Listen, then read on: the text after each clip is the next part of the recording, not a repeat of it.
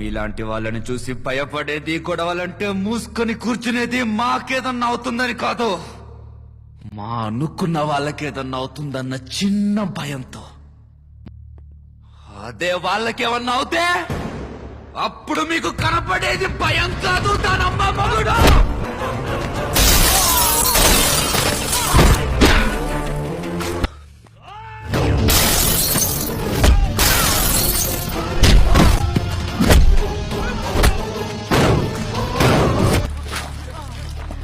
తెగించొచ్చా తగలబెట్టేస్తా.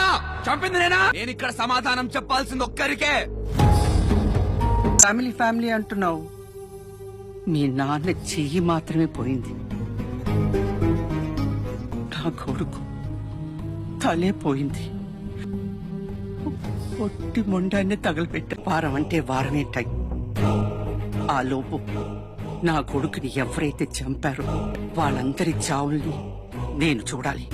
నా అనుకున్న వాళ్ళకి ఇంకా అస్సలు ఏం కానివ్వను.